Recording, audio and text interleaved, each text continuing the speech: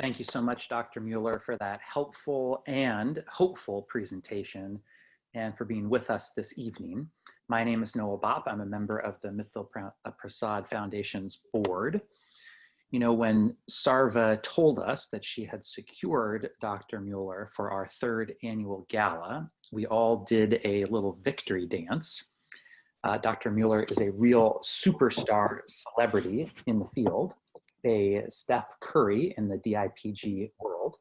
And Steph Curry is probably the right comparison here, not only because they both will be in the Hall of Fame someday, but also because they both compete against the odds and their specialties are the most difficult long shots in the game.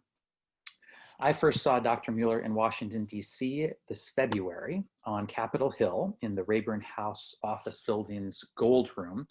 She was speaking at a packed DIPG summit filled with families and their united emotion.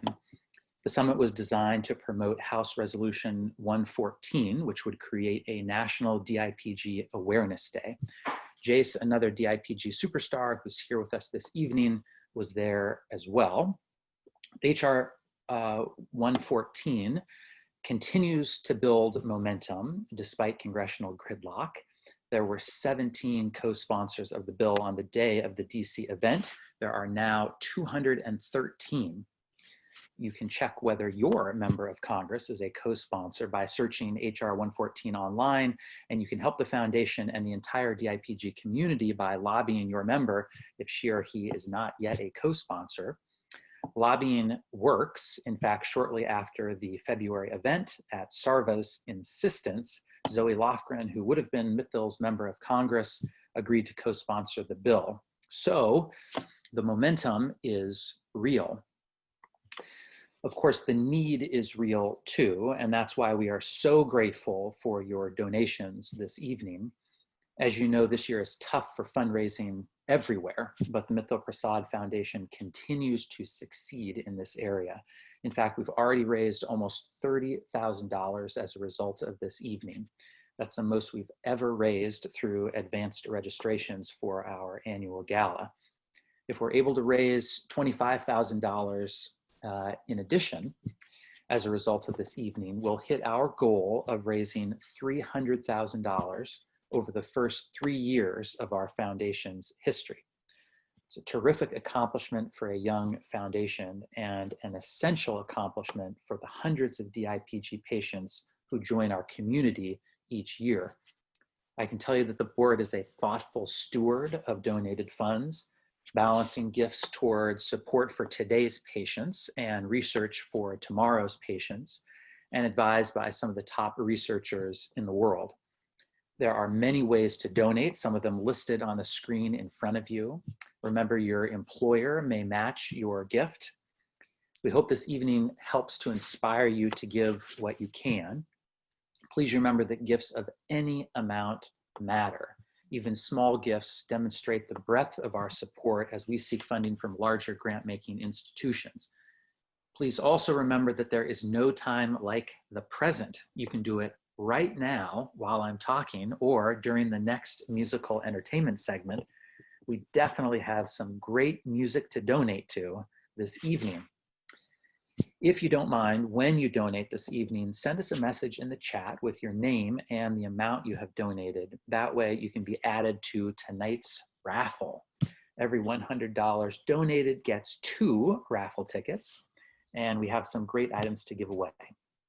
So on behalf of the board, thank you again for joining us this evening. Thanks to those who have already given. Thanks to those who have been with us since the beginning and to those who are with us for the first time this evening.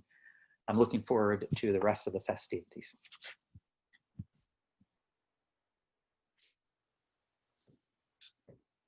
Hello. As you may know, my name is Jace Ward, and in May of 2019 is when my battle with the IPG started.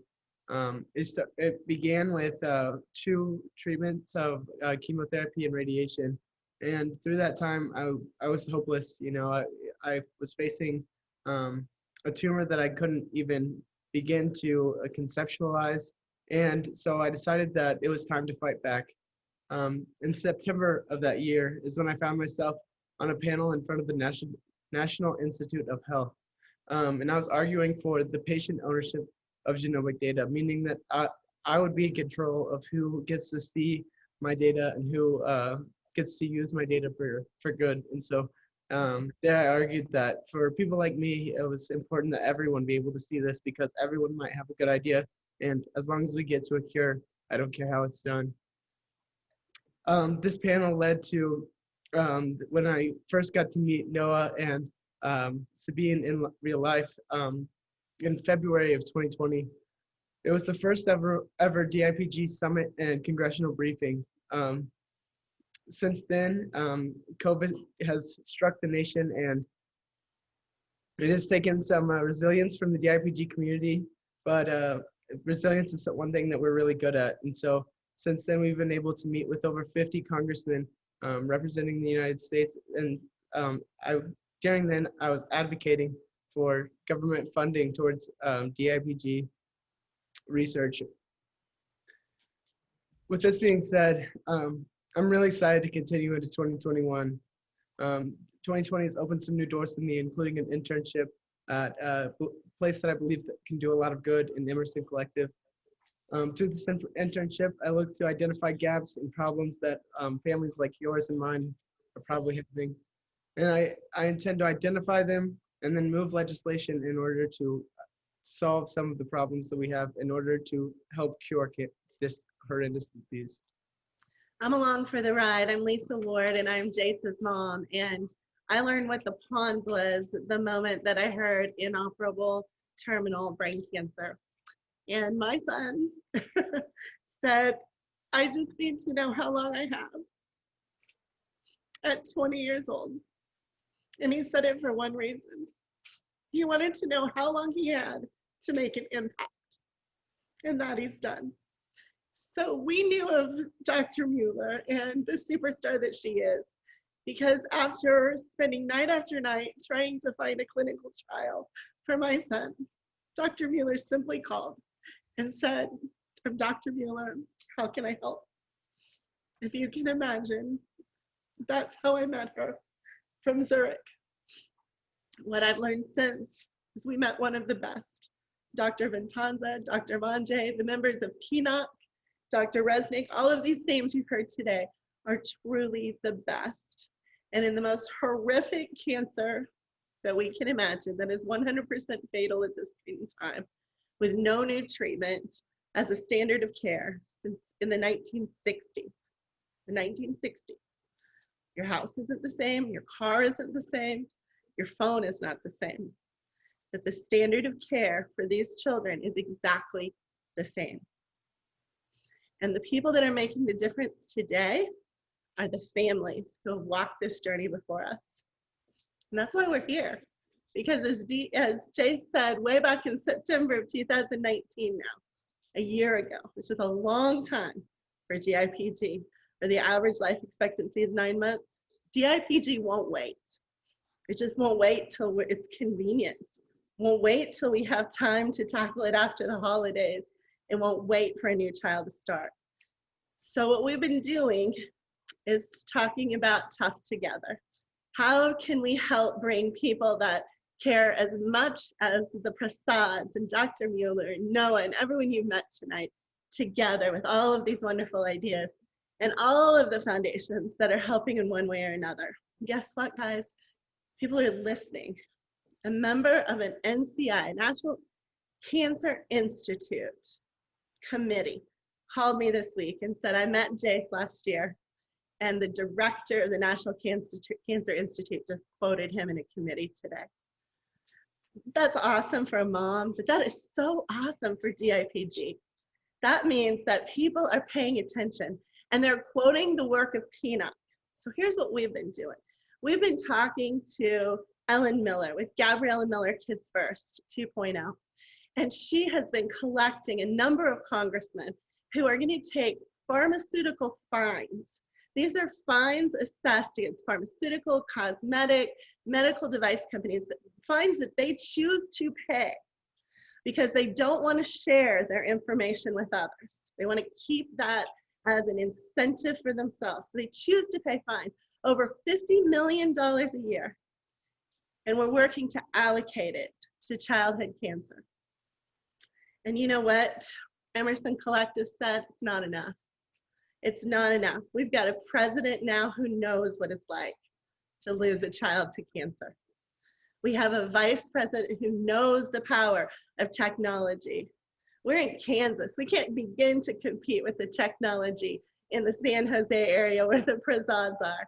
We're blown away by it. But you know what? Our vice president understands it, and they understand how to couple those things together. And so we're taking resources, and every week, Jace's boss, Reed Jobs, is meeting with him and saying, what can we do faster? What can we do better? How can we combine this together? And until we get Congress to listen, until people outside the DIPG circle listen, we just need your help. But we're gonna get there. So keep in touch with your congressman. This is the #1 killer of kids by disease. It's just gotta stop.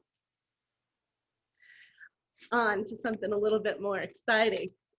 How can it be more exciting than the progress we can make at a national level? We could never raise the money that Congress could allocate to this with the right voices. But this might compete. Next, we're going to have singer, songwriter, producer, performer Lemo brings any audience to their feet, moving to the Caribbean beat. The compelling sound of soca is the underlying force. Calypso, soca, rock, fused in a current world beat. You will love Lemo. Oh. Well, can you guys hear me? That's so warm. I love it.